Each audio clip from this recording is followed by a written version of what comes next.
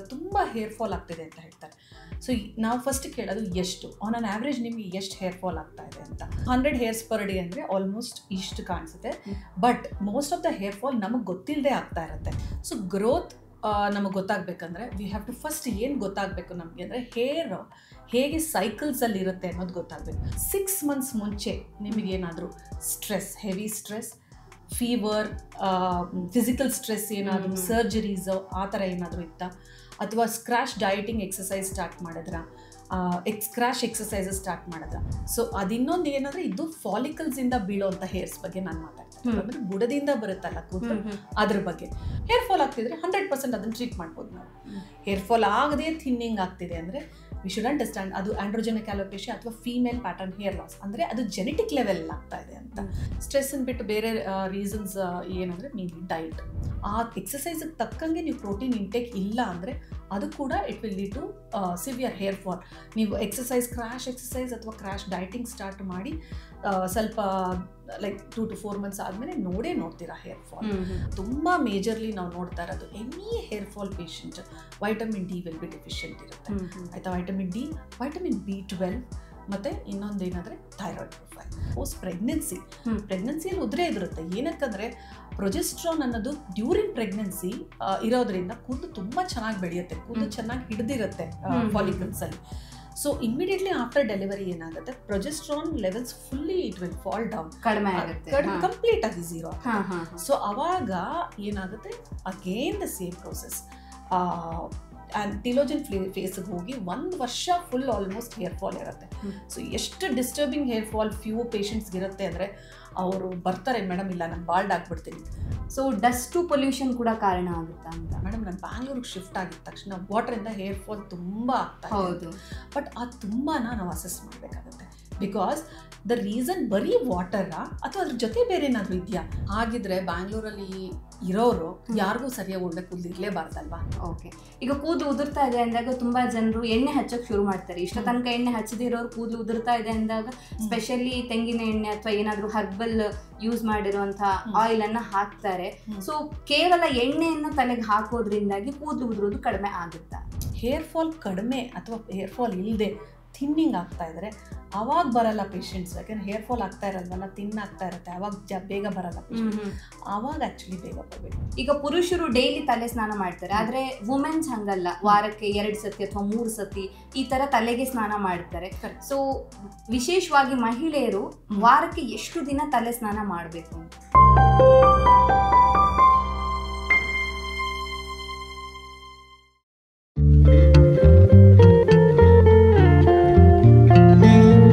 ನಮಸ್ತೆ, ನೀವು ನೋಡ್ತಾ ಇದ್ದೀರಾ ವಿಜಯ ಕರ್ನಾಟಕ. ನಾನು ರಕ್ಷಾ ಕೋಟ್ಯಾನ್. ಇತ್ತೀಚಿನ ದಿನಗಳಲ್ಲಿ ಕೂದಲು ಉದುರುವಂಥದ್ದು ಅಂದರೆ ಹೇರ್ ಫಾಲ್ ಅನ್ನೋದು ಒಂದು ಕಾಮನ್ ಆಗಿರುವಂಥ ಪ್ರಾಬ್ಲಮ್ ಆಗಿದೆ. ಅದರಲ್ಲೂ ಕೂಡ ಹಳ್ಳಿಯಿಂದ ಸಿಟಿಗೆ ಯಾರು ಬಂದಿರ್ತಾರೋ ಅವರಲ್ಲಿ ಈ ಸಮಸ್ಯೆ ಹೆಚ್ಚಾಗಿನೇ ಕಾಣಿಸ್ಕೊಳ್ತಾ ಇದೆ. ಪೊಲ್ಯೂಷನ್ಸ್ ಆಗಿರ್ಬೋದು, ಡಸ್ಟ್ ಆಗಿರ್ಬೋದು, ಅಥವಾ ಅವರಿಗಿರುವಂಥ ಸ್ಟ್ರೆಸ್ ಕೂಡ ಇದಕ್ಕೆ ಕಾರಣ ಆಗಿರ್ಬೋದು. ಆದರೆ ಅದರ ಹೊರತಾಗಿಯೂ ಕೂಡ ಕೂದಲು ಉದುರುವಂಥದ್ದು ಯಾಕೆ, ಇದಕ್ಕೆ ಟ್ರೀಟ್ಮೆಂಟ್ ಯಾವ ರೀತಿಯಾಗಿ ಇರುತ್ತೆ? ಯಾಕೆಂತ ಹೇಳಿದ್ರೆ ಕೂದಲು ಅನ್ನುವಂಥದ್ದು ಕೇವಲ ಒಂದು ನಮ್ಮ ಆರೋಗ್ಯದ ಸಂಕೇತ ಮಾತ್ರ ಆಗಿರೋದಿಲ್ಲ, ನಮ್ಮ ಸೌಂದರ್ಯವನ್ನು ಕೂಡ ಹೆಚ್ಚು ಮಾಡುತ್ತೆ. ಹಾಗಿದ್ರೆ ಈ ಹೇರ್ ಫಾಲ್ ಯಾವ ಕಾರಣಕ್ಕೋಸ್ಕರ ಆಗುತ್ತೆ, ಇದಕ್ಕೆ ಟ್ರೀಟ್ಮೆಂಟ್ ಯಾವ ರೀತಿಯಾಗಿ ಇರುತ್ತೆ ಅನ್ನೋದ್ರ ಬಗ್ಗೆ ಹೆಚ್ಚಿನ ಮಾಹಿತಿಯನ್ನು ತಿಳಿಸ್ಕೊಡೋದಕ್ಕೆ ಇವತ್ತು ನಮ್ಮ ಜೊತೆ ಜಾಯ್ನ್ ಆಗಿದ್ದಾರೆ doctor Shobha Sudeep, consultant dermatology and cosmetology, Apollo hospitals. Doctor, ಕಾರ್ಯಕ್ರಮಕ್ಕೆ ಸ್ವಾಗತ. ನಮಸ್ತೆ ಡಾಕ್ಟರ್. ಇತ್ತೀಚಿನ ದಿನಗಳಲ್ಲಿ ಹೇರ್ ಫಾಲ್ ಅನ್ನುವಂಥದ್ದು ಒಂದು ಕಾಮನ್ ಆಗಿರುವಂಥ ಪ್ರಾಬ್ಲಮ್. ಅಂದರೆ ಏಜ್ ಗ್ರೂಪ್ ಇಲ್ಲದೇನೆ ಸಣ್ಣ ಮಕ್ಕಳಿಂದ ಹಿಡಿದು ದೊಡ್ಡವರಿಗೂ ಕೂಡ ಹೇರ್ ಫಾಲ್ ಆಗೇ ಆಗುತ್ತೆ. ಆದರೆ ಯಾವಾಗ ನಮಗಾಗುವಂಥ ಈ ಹೇರ್ ಫಾಲನ್ನು ನಾವು ಸೀರಿಯಸ್ ಅಂತ ಕನ್ಸಿಡರ್ ಮಾಡಬೇಕು? ಯಾಕಂದರೆ ಡೈಲಿ ನಮಗೆ ಒಂದು ಸ್ವಲ್ಪ ಆದರೂ ಕೂದಲು ಹೋಗ್ತಾನೆ ಇರುತ್ತೆ. ಹೌದು. ಸೊ ಯೂಶ್ವಲಿ ನಾವು ಏನು ಹೇಳ್ತೀವಿ ಅಂದರೆ ಅಪ್ ಟು 50ಇಂದ 100ವರೆಗೂ ಹೇರ್ ಫಾಲ್ಸ್ ಆದರೆ per day normal hair fall ಅಂತ ಹೇಳ್ತೀವಿ. ಸೊ ಹೇರ್ ಫಾಲ್ ಅಲ್ಲಿ ತುಂಬಾ variety, different types of hair fall ಇರುತ್ತೆ. ಸೊ ವಿಸಿಬಲ್ ಹೇರ್ ಫಾಲ್ ಅಂದರೆ ಒಂದು ಪೇಷಂಟ್ ನಮ್ಮ ಹತ್ರ ಬಂದಾಗ ತುಂಬಾ ಹೇರ್ ಫಾಲ್ ಆಗ್ತಿದೆ ಅಂತ ಹೇಳ್ತಾರೆ. ಸೊ ನಾವು ಫಸ್ಟ್ ಕೇಳೋದು ಎಷ್ಟು ಆನ್ ಅನ್ ಆವ್ರೇಜ್ ನಿಮಗೆ ಎಷ್ಟು ಹೇರ್ ಫಾಲ್ ಆಗ್ತಾ ಇದೆ ಅಂತ. ಸೊ ನಾವು ಕೇಳೋ ಪ್ರಕಾರ ಅವ್ರಿಗೆ ಫ್ಯೂ ಪೇಷಂಟ್ಸ್ ಏನು ಹೇಳ್ತಾರೆ, more than 200, more than 300, more than 400 hairs per day ಅಂತ ಹೇಳ್ತಾರೆ. So that is called as significant hair fall ಅಂತ ಹೇಳ್ತೀವಿ. ಅದನ್ನು ನಾವು ಟೀಲೋಜನ್ ಎಫ್ಲುಯಮ್ ಅಂತ ಹೇಳ್ತೀವಿ. So that is considered a significant hair fall. ನೋಡ್ಬೇಕಾದ್ರೆ ನಮ್ಗೆ ಇಷ್ಟು ಹೇರ್ ಫಾಲ್ ಆಗ್ತಾ ಇದೆ, ಇದು ಕಾಮನ್ ಅಥವಾ ಅನ್ಕಾಮನ್ ಅಂತ ಹೇಗೆ ಅನ್ಸುತ್ತೆ? ಸೊ 100 ಹೇರ್ಸ್ ಪರ್ ಡೇ ಅಂದರೆ ಆಲ್ಮೋಸ್ಟ್ ಇಷ್ಟು ಕಾಣಿಸುತ್ತೆ. But most of the hair fall ನಮಗೆ ಗೊತ್ತಿಲ್ಲದೆ ಆಗ್ತಾ ಇರುತ್ತೆ. So on a daily basis combing ಮಾಡುವಾಗ ಅಥವಾ without just talking walking every time ಬೀಳ್ತಾ ಇರುತ್ತೆ ಅದು 100 ಹೇರ್ಸ್. ಸೊ ಅದು ಕೌಂಟಿಗೆ ಸಿಕ್ಕಲ್ಲ ನಮಗೆ. Okay, so what is significant ಆಗಿ ನಮಗೆ ಹೇರ್ ಫಾಲ್ ಅಂದರೆ ಡಿಸ್ಟರ್ಬ್ ಆಗುವಷ್ಟು ಹೇರ್ ಫಾಲ್ ಏನಾಗುತ್ತೆ ಅಂದರೆ every time you comb you see this much of hair fall, ಅದು ಸಿಗ್ನಿಫಿಕೆಂಟ್ ಹೇರ್ ಫಾಲ್ ಅಂತ ಹೇಳ್ತೀವಿ. ಯಾಕಂದ್ರೆ ಕೆಲವೊಂದು ಟೈಮಲ್ಲಿ ಶೋಲ್ಡರ್ ಅಲ್ಲಿ ಇರುತ್ತೆ, ಇವನ್ ನಾವು ಕೂತಿದ್ರೆ ಚೇರ್ ಹಿಂದ್ಗಡೆನೂ ಇರುತ್ತೆ. ಎಕ್ಸಾಕ್ಟ್ಲಿ, ಮಲ್ಗಿರುವಾಗ ದಿಂಬು ಮೇಲಿರುತ್ತೆ. ಸೊ ಅದೆಲ್ಲ ನಾರ್ಮಲ್ ಹೇರ್ ಫಾಲ್. ಅದನ್ನ ದಟ್ ಇಸ್ ವೈ ಅದಕ್ಕೆ ಹೇಳೋದು ನಾವು ಆಲ್ಮೋಸ್ಟ್ 100 ಹೇರ್ ಪರ್ ಡೇಗೆ ನಾರ್ಮಲ್ ಹೇರ್ ಫಾಲ್ ಅಂತ ಕರಿತೀವಿ. ಬಟ್ ಅದಕ್ಕಿಂತ ಸಿಗ್ನಿಫಿಕೆಂಟ್ ಆಗಿ ಅಂದರೆ ಸ್ಪೆಷಲಿ ಟೀಲೋಜನ್ ಎಫ್ಲೂಯಮ್ ಅಂತ ಹೇಳಿದ್ನಲ್ಲ, ದಟ್ ಕಂಡೀಷನ್, ಆ ಕಂಡೀಷನ್ನೇ ಮೇಜರ್ ಕಂಡೀಷನ್, ಹೇರ್ ಫಾಲ್ ಆಗುವಂಥ ಕಂಡೀಷನ್. ಬಟ್ ಒಂದು important thing we have to know about telogen effluvium ಅಂದರೆ ಅದಕ್ಕೆ ಒಂದು ಕಾರಣ ಇದ್ದೇ ಇರುತ್ತೆ. ಕಾರಣ ಇಲ್ಲದೆ ಹೇರ್ ಫಾಲ್ ಆಗೋದಿಲ್ಲ ಯಾವತ್ತೂ. ಸೊ ಏನಾದ್ರೂ ಒಂದು ಕಾರಣ ಇದ್ದೇ ಇರುತ್ತೆ ಅಂತ. ಈಗ ನಮ್ಮ ಹೇರ್ ಎಷ್ಟು ದಿನಕ್ಕೊಂದ್ಸತಿ ಗ್ರೋತ್ ಆಗುತ್ತೆ? ಯಾಕಂದ್ರೆ ಕೂದಲು ಹೋಗ್ತಾ ಇದ್ದಂಗೆ ಮತ್ತೆ ಹೇರ್ ಗ್ರೋತ್ ಆಗೇ ಆಗುತ್ತೆ. ಆದ್ರೆ ಅದ್ರಲ್ಲಿ ವೇರಿಯೇಷನ್ ಆದಾಗ ನಮಗೆ ಗೊತ್ತಾಗುತ್ತೆ ನಮ್ಮ ತಲೆಯಲ್ಲಿ ಕೂದಲು ಕಡಿಮೆ ಆಗ್ತಾ ಇದೆ ಅನ್ನೋದು. ಸೊ ಗ್ರೋತ್ ಹೇಗಿರುತ್ತೆ ಅಂತ? ಸೊ ಗ್ರೋತ್ ನಮಗೆ ಗೊತ್ತಾಗಬೇಕಂದ್ರೆ ವಿ ಹ್ಯಾವ್ ಟು ಫಸ್ಟ್ ಏನು ಗೊತ್ತಾಗಬೇಕು ನಮಗೆ ಅಂದರೆ ಹೇರ್ ಹೇಗೆ ಸೈಕಲ್ಸಲ್ಲಿ ಇರುತ್ತೆ ಅನ್ನೋದು ಗೊತ್ತಾಗಬೇಕು. ಫಸ್ಟ್ ನಮಗೆ ಹೇರ್ ಸೈಕಲ್ ಅರ್ಥ ಆಗಿದ್ದ ತಕ್ಷಣವೇ ನಮಗೆ ಹೇರ್ ಫಾಲ್ ಬಗ್ಗೆ ಎಲ್ಲ ಅರ್ಥ ಆಗ್ಬಿಡುತ್ತೆ. ಸೊ ಯೂಶ್ವಲಿ ನಾವು 4 ಟೈಪ್ ಆಫ್ ಹೇರ್ ಸೈಕಲ್ಸ್ ಹೇಳ್ತೀವಿ. ಒಂದು ಅನಾಜನ್ ಫೇಸ್. ಅನಾಜನ್ ಫೇಸ್ ಅಂದರೆ ಅದು ಗ್ರೋತ್ ಫೇಸ್. ಹೇರು ಗ್ರೋತ್ ಆಗೋ ಆ ಹೇರ್ ಫಾಲಿಕಲ್ ಇರುತ್ತಲ್ಲ, ಅದು ಗ್ರೋತ್ ಫೇಸಲ್ಲೇ ಇರುತ್ತೆ ಆ ಹೇರ್ಸ್. ಸೊ ಅದು 2 ರಿಂದ 7 ವರ್ಷದ ತನಕ ಹೇರ್ ಗ್ರೋತ್. ಒಂದು ಹೇರ್, ಇವಾಗ ನಿಮ್ಮಲ್ಲಿರೋ ಒಂದು ಹೇರು ಇಟ್ ಕುಡ್ ಬಿ ಇದರ್ 2 ಇಯರ್ ಅಥವಾ 7 ಇಯರ್ ಓಲ್ಡ್ ಹೇರ್ಸ್ ಆಗಿರುತ್ತೆ. ನೆಕ್ಸ್ಟ್ ಇಮ್ಮಿಡಿಯೇಟ್ ಸ್ಟೇಜ್ಗೆ ಹೇರ್ ಗ್ರೋತಿಂದ ನೆಕ್ಸ್ಟ್ ಸ್ಟೇಜಿಗೆ ಬರೋದು ಕ್ಯಾಟಜನ್ ಫೇಸ್. ಅದು ತುಂಬ ಚಿಕ್ಕ ಫೇಸ್ ಆಗಿರುತ್ತೆ, 2 to 4 ವೀಕ್ಸ್. ಅದು ಸಡನ್ ಶಿಫ್ಟ್ ಏನಂದರೆ ಇದು ಗ್ರೋತ್ ಆಗ್ತಾ ಇರೋ ಫೇಸಿಂದ ಸ್ವಲ್ಪ ರೆಸ್ಟಿಗೆ ಬರೋ ಫೇಸನ್ನೇ ಕ್ಯಾಟಜನ್ ಫೇಸ್. ಅದಾದಮೇಲೆ ಬರೋದು ಟೀಲೋಜನ್ ಫೇಸ್. ಟೀಲೋಜನ್ ಫೇಸ್ 2 ರಿಂದ 4 ತಿಂಗಳವರೆಗೂ ಇರುತ್ತೆ. ಅದನ್ನು ರೆಸ್ಟಿಂಗ್ ಫೇಸ್ ಅಂತೀವಿ. ಆ ಫೇಸಲ್ಲಿ ಯಾವುದೇ ಥರದ ಹೇರ್ ಗ್ರೋತ್ ಆಗೋದಿಲ್ಲ. ಯಾವುದೇ ಕೂದಲು ಟೀಲೋಜನ್ ಫೇಸಿಗೆ ಶಿಫ್ಟ್ ಆಗಿದ ತಕ್ಷಣ ಆ ಕೂದಲು ಬೀಳಲೇಬೇಕು. ಇಟ್ ಇಸ್ ಇಂಪಾಸಿಬಲ್ ಅದನ್ನು ತಡೆಯೋಕ್ಕೆ. ಸೊ ಯಾವುದೇ ಹೇರ್ಸ್ ಅನಜನ್ ಅಂದರೆ ಗ್ರೋತ್ ಫೇಸಿಂದ ನೀವು ಟೀಲೋಜನ್ ಫೇಸಿಗೆ ಶಿಫ್ಟ್ ಆದರೆ ಯಾವುದೇ ಕಾರಣದಿಂದ ಆಗಲಿ ಅವಾಗ ಇನ್ನು 2 ರಿಂದ 4 ತಿಂಗಳಲ್ಲಿ ಆ ಹೇರ್ ಬಿದ್ದೇ ಬಿಡುತ್ತೆ. ಅದನ್ನು ಪ್ರೋಗ್ರಾಮ್ಡ್ ಹೇರ್ ಫಾಲ್ ಅಂತ ಹೇಳ್ತೀವಿ, ಆಯಿತಾ. ಆಚೆ ಬರೋ ಫೇಸ್ನ ಎಕ್ಸೋಜನ್ ಅಂತ. ದಟ್ ಇಸ್ ಎನಿವೇಸ್ ಅದು ಆಚೆ ಬರ್ತಾ ಇದೆ ಅಂತ. ಅಂದ್ರೆ ಒಂದು ರೀತಿಯಲ್ಲಿ ಕಾಯಿ ಹಣ್ಣಾಗಿ ಉದುರ್ಲೇಬೇಕು ಅನ್ನೋ ತರ ನಮ್ ಕೂದಲು ಕೂಡ ಹಾಗೆ ಒಂದು ಪರ್ಟಿಕ್ಯುಲರ್ ಪೀರಿಯಡ್ ಅಲ್ಲಿ ಅದು ಹೋಗುತ್ತೆ ಅಂತ. ಅಂದ್ರೆ 3 to ಆವರೇಜ್ ಒಂದೆಷ್ಟು 3 ರಿಂದ 4 ತಿಂಗಳು ಒಳಗಡೆ ಆಗುತ್ತೆ. ಇದು ಏನಕ್ಕೆ ನಾನು ತುಂಬಾ ಇಂಪಾರ್ಟೆಂಟ್ ಅಂತ ಹೇಳ್ತೀನಿ ಅಂದ್ರೆ ಇವಾಗ 2 to 4 months ರೆಸ್ಟಿಂಗ್ ಫೇಸಲ್ಲಿ ಬಂದಿರತ್ತೆ ಅಂತ ಹೇಳ್ತೀನಿ. ನನಗೆ ಬರೋ ಪೇಷಂಟ್ಸ್ ಬಂದು ಹೇಳ್ತಾರೆ, ಮೇಡಮ್ ನನಗೆ ತುಂಬ ಹೇರ್ ಫಾಲ್ ಆಗ್ತಾಯಿದೆ. ನಾನು ಫಸ್ಟ್ ಕೇಳೋ ಕ್ವೆಶನ್ ಎಷ್ಟು ದಿನದಿಂದ ಅಂತ. ಅವರು ಇಲ್ಲ ನನಗೆ 3 monthಸಿಂದ ಆಗ್ತಾಯಿದೆ ಅಂತ ಹೇಳಿದ್ರೆ ನಾನು ಕೇಳೋದು ನೆಕ್ಸ್ಟ್ ಕ್ವೆಶನ್ 6 months ಮುಂಚೆ ನಿಮಗೇನಾದರೂ stress, heavy stress, fever, physical stress ಏನಾದರೂ, ಸರ್ಜರೀಸು ಆ ಥರ ಏನಾದರೂ ಇತ್ತಾ, ಅಥವಾ ಸ್ಕ್ರಾಶ್ ಡಯಟಿಂಗ್ ಎಕ್ಸಸೈಸ್ ಸ್ಟಾರ್ಟ್ ಮಾಡಿದ್ರಾ, ಸ್ಕ್ರಾಶ್ ಎಕ್ಸಸೈಸಸ್ ಸ್ಟಾರ್ಟ್ ಮಾಡಿದ್ರಾ. So any kind of stress ಅಥವಾ ಫುಡ್ಡಲ್ಲಿ ವ್ಯತ್ಯಾಸ ಆಗೋದು. ಫಿಸಿಕಲ್ ಸ್ಟ್ರೆಸ್ ಅಂದರೆ ಇದು ಕುಡ್ ಬಿ ಜ್ವರ ಇರ್ಬೋದು, ಒಂದು ಸರ್ಜರೀಸ್ ಇರ್ಬೋದು, ಯಾವುದಾದ್ರೂ. ಸೊ ನಾನು ಏನಕ್ಕೆ 6 months ಮುಂಚೆ ಕೇಳ್ತಾ ಇದ್ದೀನಿ ಅಂದರೆ ಬಿಕಾಸ್ ಆ ವೀಕ್ ಆಫ್ ಫೀವರಲ್ಲಿ ಸ್ವಲ್ಪ ಅನಾಜನಲ್ಲಿ ಫೇಸಲ್ಲಿರೋ ಅಂಥ ಹೇರ್ಸು ಸಡನ್ನಾಗಿ ಟೀಲೋಜನ್ ಫೇಸ್ಗೆ ಶಿಫ್ಟ್ ಆಗುತ್ತೆ. ಅದು 2 ರಿಂದ 4 ತಿಂಗಳವರೆಗೂ ಹಾಗೆ ಇರುತ್ತೆ.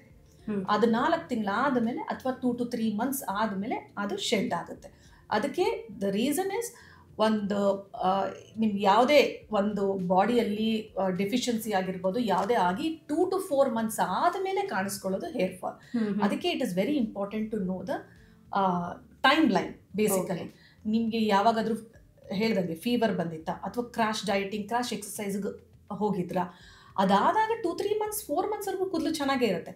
ಆಮೇಲೆ ಏನಕ್ಕೆ ಬಿತ್ತು ಅಂತ ಕೇಳ್ತಾರೆ. ದಟ್ ಈಸ್ ಬಿಕಾಸ್ ಪ್ರೋಗ್ರಾಮ್ ಆಗಿರೋದು 4 months ಬ್ಯಾಕ್. ಅಲ್ಲಿವರೆಗೂ ರೆಸ್ಟಿಂಗ್ ಫೇಸಲ್ಲಿ ಇರುತ್ತೆ, ಅದಾದ್ಮೇಲೆ ಬೀಳ್ತಾ ಹೋಗುತ್ತೆ. ಅಂದ್ರೆ ಏನೇ ಆದ್ರೂ ಕೂಡ ನಮಗೆ ಸಡನ್ ಆಗಿ ಅದ್ರ ರಿಸಲ್ಟ್ ಗೊತ್ತಾಗೋದಿಲ್ಲ ಕೂದಲಲ್ಲಿ ಅಂತ. ಸ್ವಲ್ಪ ಟೈಮ್ ಆದ್ಮೇಲೆ ಕೂದಲು ಉದುರುತ್ತೆ ಅಂತ.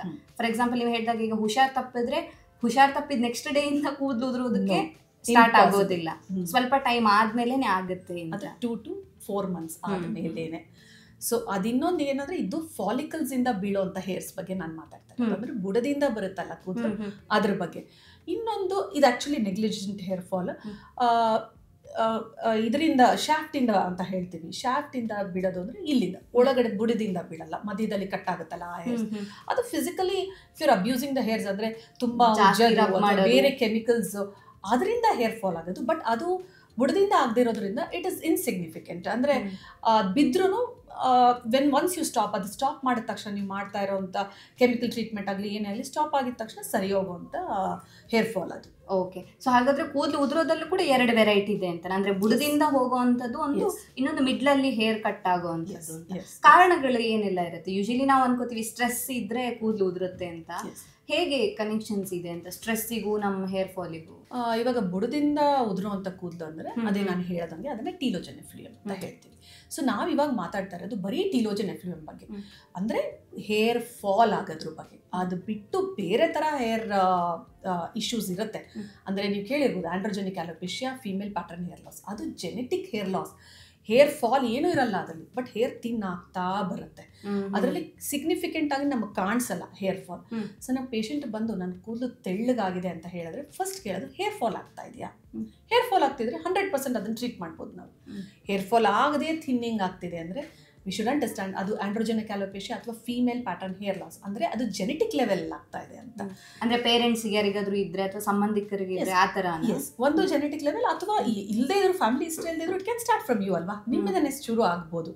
So it can start any time. So genetic ಅಂದ್ರೆ ನಿಮ್ ಜೀನ್ಸ್ ಅಲ್ಲಿ ಇರುತ್ತೆ, ಅದು ಇಟ್ ಇಸ್ ಆಲ್ರೆಡಿ ಅದನ್ನು ಒಂಥರ ಪ್ರೋಗ್ರಾಮ್ ಇರ್ತಾರೆ. ಸೊ ಸರ್ಟನ್ ಏಜಸ್ ಅಲ್ಲಿ ಅದು ಸ್ಟಾರ್ಟ್ ಆಗುತ್ತೆ. ಸೊ ಇವಾಗ ನಾವು ಬರೀ ಕೂದಲು ಉದ್ರ ಬಗ್ಗೆ ಮಾತಾಡಬೇಕು ಅಂದರೆ ಹೌದು, all this factor, specially stress ಅಂದ ತಕ್ಷಣ ಓನ್ಲಿ ಮೆಂಟಲ್ ಸ್ಟ್ರೆಸ್ ಅಲ್ಲ, ಫಿಸಿಕಲ್ ಸ್ಟ್ರೆಸ್ ನಾನು ಹೇಳಿದ್ನಲ್ಲ, ಸರ್ಜರೀಸ್ ಆಗಿರ್ಬೋದು ಅಥವಾ ಹುಷಾರಿಲ್ದಂಗಿರ್ಬೋದು, ಹೈ ಫೀವರ್ಗಳಾಗಿರ್ಬೋದು, ಎನಿ ಆಫ್ ದೀಸ್ ಯಾವುದೇ ಕಾರಣಕ್ಕಾದ್ರೂ ಅದನ್ನು ನಾವು ಫಿಸಿಕಲ್ ಸ್ಟ್ರೆಸ್ ಅಂತ ಕರಿತೀವಿ. Other thing is as mental stress.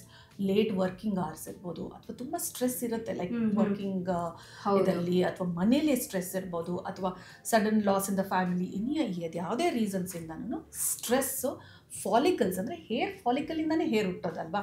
Hair follicle ಮೇಲೆ the death of the hair follicles cells ಅಂತ, ಫಾಲಿಕ್ಯುಲರ್ ಸೆಲ್ ಅಂತ ಹೇಳ್ತೀವಿ. ಸೊ ಅವಾಗ ಆನಜನ್ ಫೇಸಿಂದ ಅಂದರೆ ಗ್ರೋತ್ ಫೇಸ್ ಅಂತ ಹೇಳೋದ್ನಲ್ಲ, ಟೀಲೋಜನ್ ಫೇಸ್ಗೆ ಶಿಫ್ಟ್ ಆಗುತ್ತೆ. ಶಿಫ್ಟ್ ಆಗಿದ ತಕ್ಷಣ 2 to 3 months ಹೇಳಿದ್ನಲ್ಲ, ರೆಸ್ಟಿಂಗ್ ಫೇಸಲ್ಲಿ ಆ ಕೂದಲುಗಳು ಉದುರಕ್ಕೆ ಸ್ಟಾರ್ಟ್ ಆಗುತ್ತೆ. ಓಕೆ, ಸ್ಟ್ರೆಸ್ ಅನ್ನು ಬಿಟ್ಟು ಬೇರೆ ಏನು ಫ್ಯಾಕ್ಟರ್ಸ್ ಇಂದ ಕೂದಲು ಉದುರೋದಿಲ್ಲ ಅಂತ? ಸ್ಟ್ರೆಸ್ ಅನ್ನು ಬಿಟ್ಟು ಬೇರೆ ರೀಸನ್ಸ್ ಏನಂದ್ರೆ mainly diet is the major thing. ನಮಗೆ ಹೆಲ್ತಿ ಹೇರ್ಸ್ಗೆ ಡಯಟ್ ತುಂಬಾ ಇಂಪಾರ್ಟೆಂಟ್. ಅಂದ್ರೆ ನಾವು ಏನು ಸೇವಿಸ್ತೀವಿ, ಏನು ಫುಡ್ ತಗೋತೀವಿ. ಹೌದು, ಏನು ಫುಡ್ ತಗೊಳ್ಳೋದು ಅದು ತುಂಬಾ ಮೇಜರ್ ಇದಾಗುತ್ತೆ. ಸೊ ಪ್ರೋಟೀನ್ ರಿಚ್ ಹೇರ್ ಏನಿಂದ ಮಾಡಿದೆ, ಇದು ಪ್ರೋಟೀನಿಂದ ಮಾಡಿರೋದು, keratin. Okay, so protein rich food ತಿನ್ನೋವಂಥವ್ರಿಗೆ ಹೇರ್ ಫಾಲ್ ಆಗೋದಿಲ್ಲ. ಸ್ಪೆಷಲಿ ಈ ಕ್ರಾಶ್ ಡಯಟಿಂಗ್ ಅಂತ ಮಾಡ್ತಾರೆ. ಸೊ ಅದು 100% ವಿ ಹ್ಯಾವ್ ಸೀನ್. ಅದು ಟೀಲೋಜನ್ ಎಫ್ಲೂಯಮ್ಗೆ ಹೋಗೋದನ್ನು 100% ವಿ ಹ್ಯಾವ್ ಸೀನ್ ಆಯಿತಾ. ಕ್ರಾಶ್ ಡಯಟಿಂಗ್ ಆ್ಯಂಡ್ ಕ್ರಾಶ್ ಎಕ್ಸಸೈಸಸಲ್ಲೂ you are shedding a lot of protein and energy ಅಲ್ವಾ. ಆ ಎಕ್ಸಸೈಸಿಗೆ ತಕ್ಕಂಗೆ ನೀವು ಪ್ರೋಟೀನ್ ಇಂಟೇಕ್ ಇಲ್ಲ ಅಂದರೆ ಅದು ಕೂಡ it will lead to severe hair fall. ನೀವು ಕ್ರಾಶ್ ಎಕ್ಸಸೈಸ್ ಅಥವಾ ಕ್ರಾಶ್ ಡಯಟಿಂಗ್ ಸ್ಟಾರ್ಟ್ ಮಾಡಿ ಸ್ವಲ್ಪ ಲೈಕ್ 2 to 4 months ಆದಮೇಲೆ ನೋಡ್ತೀರಾ ಹೇರ್ ಫಾಲ್. ಅದಕ್ಕೆ when you are taking like ಈ ಡಯಟಿಂಗ್ ಕೋರ್ಸಸ್ ಅಥವಾ ಎಕ್ಸಸೈಸ್ ಕೋರ್ಸಸ್ ತೊಗೊಳ್ಳುವಾಗ you have to be very well planned. ಒಳ್ಳೆ ಪ್ರೋಟೀನ್ ತೊಗೊಳ್ಳೋದು, ಸಪ್ಲಿಮೆಂಟ್ಸ್ ಏನಾದರೂ ಇದ್ದರೆ ತೊಗೊಳ್ಳೋದು, ಅಥವಾ if you can see a dermatologist also, ಅದೆಲ್ಲ ಹೆಲ್ಪ್ ಮಾಡುತ್ತೆ. So apart from this, another very important thing is ನಮ್ಮ ಬ್ಲಡ್ಡಲ್ಲಿ ಏನಾದರೂ ಕೊರತೆಗಳಿದ್ರೆ, ಅಂದರೆ ಫಾರ್ ಎಕ್ಸಾಂಪಲ್ ಮೇನ್ಲಿ ಹಿಮೋಗ್ಲೋಬಿನ್ ಕಡಿಮೆ ಇದ್ದರೆ, ವೈಟಮಿನ್ ಡಿ ಇವಾಗ ತುಂಬ ಮೇಜರ್ಲಿ ನಾವು ನೋಡ್ತಾ ಇರೋದು, any hair fall patient vitamin D will be deficient ಇರುತ್ತೆ ಆಯಿತಾ. ವೈಟಮಿನ್ ಡಿ, ವೈಟಮಿನ್ B12, ಮತ್ತು ಇನ್ನೊಂದೇನಾದರೆ thyroid profile very very important. ಅಂದರೆ ಥೈರಾಯ್ಡ್ ಇದ್ದವ್ರಿಗೂ ಕೂಡ ಕೂದಲು ಉದುರುತ್ತೆ. ಹೌದು 100%. ಸೊ ಅವ್ರು ನೋಡ್ಕೊಂಡಿರಲ್ಲ, ಕೂದಲು ಮಾತ್ರ ಉದುರ್ತಾ ಇರುತ್ತೆ, ಬ್ಲಡ್ ಟೆಸ್ಟ್ ರೆಗ್ಯುಲರ್ ಆಗಿ ಮಾಡಿಸಿರಲ್ಲ. ಸೊ ನಾವು ಅವಾಗ ಕ್ಲಿನಿಕ್ಗೆ ಹೇರ್ ಫಾಲ್ ಅಂತ ಬಂದಾಗ ಫಸ್ಟ್ ಥಿಂಗ್ ಈ 4 ಟೆಸ್ಟ್ ಮಾಡಿಸ್ಲೇಬೇಕು. ಏನದು ಹಿಮೋಗ್ಲೋಬಿನ್, ಫೆರಿಟಿನ್ ಲೆವೆಲ್ಸ್ ಅಂತ ಹೇಳ್ತೀವಿ, ವೈಟಮಿನ್ ಡಿ, ವೈಟಮಿನ್ B12 ಮತ್ತು thyroid profile. Most of the time 90% ಯಾವುದಾದ್ರೂ ಒಂದು ಡೆಫಿಷಿಯೆಂಟ್ ಇದ್ದೇ ಇರುತ್ತೆ. ಯಾಕೆಂದರೆ ನಾವು ಫಸ್ಟ್ ಕ್ವೆಶನ್ಸ್ ಕೇಳ್ತೀವಿ, ಸ್ಟ್ರೆಸ್ ಇತ್ತ ಏನಾದರೂ 3-4 ಮಂತ್ಸ್ ಬ್ಯಾಕು, ಅಥವಾ ಬೇರೆ ಥರ ಏನಾದರೂ ಡಯಟಿಂಗ್ ಏನಾದರೂ ಮಾಡಿಲ್ಲ, ಅದಕ್ಕೆಲ್ಲ ನೋ ಅಂತ ಹೇಳಿದ್ರೆ ನಾವು ಇಮಿಡಿಯೇಟ್ಲಿ ಗೆಟ್ ಬೇರೆ ಏನಾದರೂ ಸಮಸ್ಯೆ ಇರ್ಬೋದು ಅಂತ ಟೆಸ್ಟ್ ಮಾಡಿದ್ರೆ ಮೋಸ್ಟ್ಲಿ ಟಿಲೋಜನ್ ಎಫ್ಲೂಯಮ್ ಅಲ್ಲಿ ಇದ್ದೇ ಇರುತ್ತೆ. ಇಲ್ಲದೆ ಟಿಲೋಜನ್ ಎಫ್ಲೂಯಮ್ ಕಾರಣ ಇಲ್ಲದೆ ಆಗೋದೇ ಇಲ್ಲ. That is what. ಅದಕ್ಕೆ ವೆನ್ ವಿ ನೋ ಅದರಲ್ಲಿ ಏನು ಡಿಫಿಷಿಯೆಂಟ್ ಇದೆ ಅಂತ ಹೇಳಿ ಅದನ್ನು ಟ್ರೀಟ್ ಮಾಡಿದ ತಕ್ಷಣವೇ ಹೇರ್ ಫಾಲ್ 6 ಮಂತ್ಸಲ್ಲಿ ಕಂಪ್ಲೀಟಾಗಿ ಸರಿ ಹೋಗುತ್ತೆ. ಓಕೆ. ಸೊ ಟ್ರೀಟ್ಮೆಂಟಲ್ಲಿ ನೀವು ಹೇಳಿದ್ರೆ ಆಗಲೇ ಟ್ರೀಟ್ಮೆಂಟ್ ಕೊಟ್ಟರು ಕೂಡ ಆಗುತ್ತೆ ಅಂತ. ಈಗ ಕ್ಯಾನ್ಸರ್ ಪೇಷಂಟ್ಗಳಿಗೆ ಯೂಶಲಿ ಥೆರಪಿ ಕೊಟ್ಟಾಗ, ಕೀಮೋಥೆರಪಿ ಕೊಟ್ಟಾಗ ಕೂದಲು ಉದುರುತ್ತೆ ಅಂತ, ಅದು ಹೇಗೆ ಅಂತ? It is the same thing again. ಏನಂದರೆ ಸ್ಟ್ರೆಸ್ಸು ಒಂದು, ಮತ್ತು few medications it will have impact on the follicles. ಆ ಫಾಲಿಕ್ಯುಲರ್ ಇಂಪ್ಯಾಕ್ಟ್ ಆದಾಗ ಏನಾಗುತ್ತೆ, it is the same process. ಮತ್ತೆ ಅನಾಜನ್ ಗ್ರೋತ್ ಫೇಸಲ್ಲಿರೋ ಹೇರ್ಸು ಟೀಲೋಜನ್ ಫೇಸಿಗೆ ಬರುತ್ತೆ. ಆ್ಯಂಡ್ ನೋಡಿ, most of the cancer patients ಅವ್ರದ್ದು ಟ್ರೀಟ್ಮೆಂಟ್ ಎಲ್ಲ ಸರಿ ಆದ್ಮೇಲೆ ಕೂದಲು ನಾರ್ಮಲ್ ಆಗಿ it is a same process again. ಅದೇ ಸೇಮ್ ಪ್ರೊಸೆಸ್ ಆಗೇನೆ ಇದರಲ್ಲೂ ಇದಾಗುತ್ತೆ. ಮತ್ತು ಇನ್ನೊಂದು most important thing you would have seen ಆಯ್ತಾ, ಪೋಸ್ಟ್ ಪಾರ್ಟಮ್ ಅಂದರೆ ಪೋಸ್ಟ್ ಪ್ರೆಗ್ನೆನ್ಸಿಯಲ್ಲಿ ಉದುರೇ ಇರುತ್ತೆ. ಏನಕ್ಕಂದರೆ ಪ್ರೊಜೆಸ್ಟ್ರಾನ್ ಅನ್ನೋದು ಡ್ಯೂರಿಂಗ್ ಪ್ರೆಗ್ನೆನ್ಸಿ ಇರೋದ್ರಿಂದ ಕೂದಲು ತುಂಬ ಚೆನ್ನಾಗಿ ಬೆಳೆಯುತ್ತೆ, ಕೂದಲು ಚೆನ್ನಾಗಿ ಹಿಡಿದಿರುತ್ತೆ ಫಾಲಿಕಲ್ಸಲ್ಲಿ. ಸೊ ಇಮಿಡಿಯೇಟ್ಲಿ ಆಫ್ಟರ್ ಡೆಲಿವರಿ ಏನಾಗುತ್ತೆ, progesterone levels fully it will fall down, ಕಡಿಮೆ ಆಗುತ್ತೆ, ಕಂಪ್ಲೀಟ್ ಆಗಿ ಝೀರೋ ಆಗುತ್ತೆ. ಸೊ ಅವಾಗ ಏನಾಗುತ್ತೆ, again the same process. Telogen ಫೇಸ್ಗೆ ಹೋಗಿ 1 ವರ್ಷ ಫುಲ್ ಆಲ್ಮೋಸ್ಟ್ ಹೇರ್ ಫಾಲ್ ಇರುತ್ತೆ. ಸೊ ಎಷ್ಟು ಡಿಸ್ಟರ್ಬಿಂಗ್ ಹೇರ್ ಫಾಲ್ ಫ್ಯೂ ಪೇಷಂಟ್ಸ್ಗೆ ಇರುತ್ತೆ ಅಂದರೆ, ಅವರು ಬರ್ತಾರೆ, ಮೇಡಮ್ ಇಲ್ಲ ನಾನು ಬಾಲ್ಡ್ ಆಗಿಬಿಡ್ತೀನಿ. The only treatment here is ನೀವು 100% ಬಾಲ್ಡ್ ಆಗಲ್ಲ ಅಂತ ಹೇಳೋದೇ ಟ್ರೀಟ್ಮೆಂಟ್. ಬೇರೆ ಏನು ಟ್ರೀಟ್ಮೆಂಟ್ ಬೇಕಾಗಿಲ್ಲ. Because it is in the automatic ಥರ ವಾಪಸ್ ಬಂದೇ ಬರುತ್ತೆ ಕೂದಲು, ಸ್ಪೆಷಲಿ ಈ ಪೋಸ್ಟ್ ಪಾರ್ಟಮ್ ಪೀರಿಯಡಲ್ಲಿ. ಬಟ್ ಕೆಲವೊಂದು ಫೇಸಸ್ಸಲ್ಲಿ ಟೀಲೋಜನ್ ಎಫ್ಲೂಯಮ್ ಜೊತೆ ಬೇರೆ ಏನಾದರೂ ಕಾರಣ ಇದ್ದರೆ, ಅಂದರೆ ನಾನು ಹೇಳೋದ್ನಲ್ಲ ಆಂಡ್ರೋಜೆನಿಕ್ ಅಲೋಪೇಶಿಯಾ, ಕೆಲವೊಂದು ಸರಿ ರೇರ್ಲಿ 2 ಒಟ್ಟಿಗೆ ಬರುತ್ತೆ. ಆಗ ಟೀಲೋಜನ್ ಎಫ್ಲೂಯಮ್ ಅಂದರೆ ಕೂದಲು ಉದುರೋದು ಕಡಿಮೆ ಆಗುತ್ತೆ, ಬಟ್ ಥಿನ್ನಿಂಗು, ಹೇರ್ ಬೇರೆ ಸಮಸ್ಯೆಗಳು ಉಳಿಯುತ್ತೆ. ಅದಕ್ಕೆ ಬೇರೆ ಥರ ನಾವು ಟ್ರೀಟ್ಮೆಂಟ್ ಕೊಡಬೇಕಾಗುತ್ತೆ. ಓಕೆ. ಸೊ ಡಸ್ಟು ಪೊಲ್ಯೂಷನ್ ಕೂಡ ಕಾರಣ ಆಗುತ್ತಾ ಅಂತ ಕೂದಲು ಉದುರೋದಕ್ಕೆ? ತುಂಬ ಜನ ಹೇಳ್ತಾರೆ ಹೊರಗಡೆ ಜಾಸ್ತಿ ಹೋದರೆ ಅಥವಾ ಟ್ರಾವೆಲ್ ಮಾಡೋರಿಗೆ ಪ್ರಾಬ್ಲಮ್ಸ್ ಜಾಸ್ತಿ ಇರುತ್ತೆ ಕೂದಲು ಉದುರೋದು ಅಂತ, ಹೌದಾ ಅಂತ? ಓಕೆ, ಅದು ಹೇಗೆ ಅಂದರೆ ಅಗೇನ್ ನಾವು ಫಾಲಿಕ್ಯುಲರ್ ಇನ್ಸಲ್ಟ್ ಅಂತ ಹೇಳ್ತೀವಿ. ಅಂದರೆ ನಮ್ಮದು ಫಾಲಿಕಲಿಂದನೇ ಹೇರ್ ಬೆಳೆಯೋದು. ಅಲ್ಲಿ ಏನಾದರೂ ಇನ್ಸಲ್ಟ್ ಆದರೆ, ಅಂದರೆ ಅಲ್ಲಿ ಏನಾದರೂ ಪ್ರಾಬ್ಲಮ್ ಏನಾದರೂ ಆದರೆ ಹೇರ್ ಫಾಲ್ ಆಗೇ ಆಗುತ್ತೆ. But to be very honest, ಅದು very insignificant hair fall. Most of them ಬರ್ತಾರೆ, ಮೇಡಮ್ ನಾನು ಬ್ಯಾಂಗ್ಳೂರಿಗೆ ಶಿಫ್ಟ್ ಆಗಿದ ತಕ್ಷಣ ವಾಟರಿಂದ ಹೇರ್ ಫಾಲ್ ತುಂಬ ಆಗ್ತಾ ಇದೆ. ಬಟ್ ಅದು ತುಂಬಾ ನಾವು ಅಸೆಸ್ ಮಾಡಬೇಕಾಗತ್ತೆ. ಬಿಕಾಸ್ ದ ರೀಸನ್ ಬರೀ ವಾಟರಾ ಅಥವಾ ಅದ್ರ ಜೊತೆ ಬೇರೆ ಏನಾದರೂ ಇದೆಯಾ ಅಂದರೆ, ವೈಟಮಿನ್ ಡಿಫಿಷಿಯನ್ಸಿ ನಾನು ಹೇಳದ್ನಲ್ಲ ಅದಿರ್ಬೋದು, ಅಥವಾ ಸ್ಟ್ರೆಸ್ ಅಲ್ಲಿ ಮೂವ್ ಆಗಿದ್ದ ಸ್ಟ್ರೆಸ್ಸೇ ಇರ್ಬೋದು ಅಲ್ವಾ. So all that is the reason. But per ಬರೀ ವಾಟರಿಂದ ಸಿಗ್ನಿಫಿಕೆಂಟ್ ಟಿಲೋಜನ್ ಎಫ್ಲೂಯಮ್ ಆಗೋದು ಕಡಿಮೆನೇ ಇದೆ. ಹಾಗಾದರೆ ಈಗ ನೀರಿನಿಂದ ಹೇರ್ ಫಾಲ್ ಆಗೋದಿಲ್ವ? ಅದರಲ್ಲೂ ಕೂಡ ಈಗ ಹಳ್ಳಿಯಿಂದ ಸಿಟಿಗೆ, ಸ್ಪೆಷಲಿ ಬೆಂಗಳೂರಿಗೆ ಶಿಫ್ಟ್ ಆದಾಗ 2 ಫ್ಯಾಕ್ಟರ್ಸ್ ಇರುತ್ತೆ. ಒಂದು ನೀರು ಚೇಂಜ್ ಆಗಿರುತ್ತೆ, ಇನ್ನೊಂದು ಪೊಲ್ಯೂಷನ್ ಇರುತ್ತೆ. ಈವನ್ ಬಿಸಿನೀರು ಕೂಡ ಅಷ್ಟೇ. ಈಗ ನಾವು ಹಳ್ಳಿಲಾದರೆ ಅದನ್ನು ಹಂಡೇಲಿ ಕಾಯಿಸ್ತಾರೆ, ಆ ಪ್ರೊಸೀಜರ್ ಬೇರೆ ಇರುತ್ತೆ. ಬಟ್ ಇಲ್ಲಿ ಗೀಸರಲ್ಲಿ ಬಿಸಿನೀರು ಆಗೋದ್ರಿಂದಾಗಿ ಸೊ ಅದೇನಾದರೂ ಎಫೆಕ್ಟ್ ಆಗುತ್ತಾ ಅಂತ ತುಂಬ ಜನ ಅಂತಾರೆ, ಗೀಸರ್ ವಾಟರಿಂದ ನನಗೆ ಕೂದಲು ಉದುರಿತು, ನೀರು ಚೇಂಜ್ ಆಯಿತು ಅಂತ, ಹೌದಾ ಅಂತ? ಅಲ್ಟೇಲಿ ಅದು ಹೇಗಂದರೆ, ಹಾಗಿದ್ರೆ ಬ್ಯಾಂಗ್ಳೂರಲ್ಲಿ ಇರೋರು ಯಾರಿಗೂ ಸರಿಯಾಗಿ ಒಳ್ಳೆ ಕೂದಲು ಇರಲೇಬಾರ್ದಲ್ವಾ? ಆ ಥರ ಇಲ್ಲ. Most of them have good hairs, ಚೆನ್ನಾಗೇ ಇದೆ. This is a sudden shift.